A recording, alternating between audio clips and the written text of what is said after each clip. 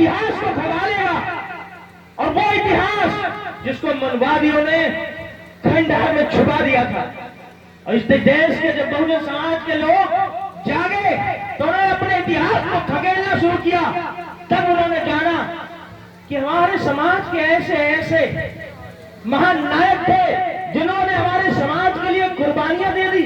जब हमने उन महानायकों की कहानी पढ़ना शुरू की तो हमारे अंदर एक जोश पैदा हुआ।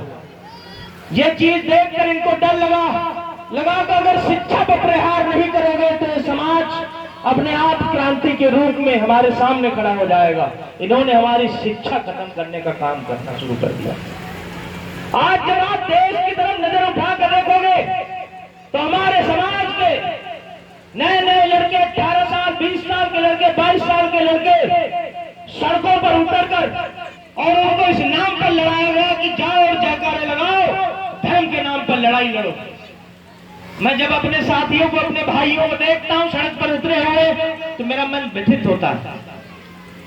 लेकिन मैं फिर एक और आशा की किरण बहुजन समाज में नई क्रांति पैदा करने वाले भाई चंद्रशेखर आजाद जी को जब देखता हूं तो मैं दिल में सुकून थोड़ा होता है कि कहीं न कहीं जो आज हम सब यहाँ पर इकट्ठा हुए, जो हमारे साथ ये आज युवा बैठा है, अगर भाई चंद्रशेखर आजाद जी न होते तो कहीं न कहीं ये भी युवा उन भीड़ में शामिल हो गया होता। मैं जब भी किसी मंच पे जाता हूं तो जरूर ये बात को कहता हूं कि आज आप मानो या न मानो, लेकिन आने वाले कल में आपको मानना पड़ेगा। इस बात को आप लिख लीजिए कि आने वाला समय भाई चंद्रशेखर आजाद जी का इतिहास लिखेगा। अब आप ये चाहते हो कि आपकी उस इतिहास में, आपका नाम उस इतिहास में विभीषण के रूप में लिखा जाए या मेघनाथ के रूप में लिखा जाए या कुंभकर्ण के रूप में लिखा जाए। गद्दारी करोगे समाज के साथ तो ये समाज आपको 100 नहीं 500 साल तक आपको गाली देगा कि जब भाई चंद्रशेखर आजाद की लड़ाई लड़ रहे थे मनवादियों से तो ये लोग गद्दारी कर रहे थे। अगर आपने रत्ती भर भी साथ दिया तो जब ये इतिहास लिखा जाएगा तो आपका भी उस किताब में नाम लिखा जाएगा कि आपने भी एक छोटी सी लड़ाई लड़ी थी। मेरा समस्त इटावावासियों से एक निवेदन है कि जो इस देश के शासक हैं, जब आप उनको देखोगे तो उनके अंदर में जब से केंद्र में सरकार बनी है तब से उनका प्रथम चोट है वो संविधान है।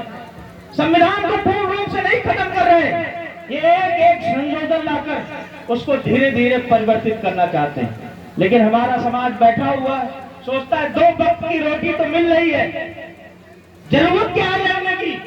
तो मेरा आपसे एक कहना है, मैंने शमशानों में कब्रिस्तानों में भी ऐसे लोगों की कब्रें देखी है जो इस बात के लिए नहीं लड़े कि अगर लड़ेंगे तो मारे जाएंगे। आप भी यकीन मान लो कि अगर आज आप नहीं लड़े तो कल आपको भी मरना तय है। लेकिन जब आप मरोगे तो आपका पड़ोसी, आपका समाज का व्यक्ति, आपके गांव का व्यक्ति आपको किस रूप में जानेगा कि आप अच्छा कमाते थे। अगर अच्छे कमाने वालों में आपको माना जाता तो आपसे पहले लोग जो मर गए उनका भी आज नाम कहीं लिखा होता। इस जितने भी पंडाल में आपने फोटो लगाई है उनकी भी फोटो लगाए होते। लेकिन साथियों, पैसे से नहीं आपको तोला जाएगा, आपने इस समाज को बढ़ाने में कितना योगदान दिया है इस बात से आपको नापा जाएगा। अब आप तय करो कि आपकी लड़ाई फॉर्च्यूनर खरीदने की है, आपकी लड़ाई बहुत बड़ा घर बनाने की है, कि आपकी लड़ाई इस बात के लिए है कि हमारे समाज में पीछे पंक्ति में बैठा हर वो व्यक्ति, हर वो बच्चा जो एक वक्त की रोटी नहीं खा रहा है, उसको रोटी कैसे मिलेगी। मुझसे लोग कहते हैं कि आप गांव गांव जिले जिले इसलिए घूम रहे हो क्योंकि भविष्य में हो सकता है आप राजनीति करना चाहते हो। मेरा आप सभी इटावावासियों से कहना है कि अगर राजनीति करना होता तो इटावा ना आते। जिस जनपद का रहने वाला हूं वहां पर काम करता, वहीं पे इलेक्शन लड़ता, विधायक बनता। इटावा आया हूं इस बात को लेके कि जो क्रांति भाई चंद्रशेखर आजाद जी ने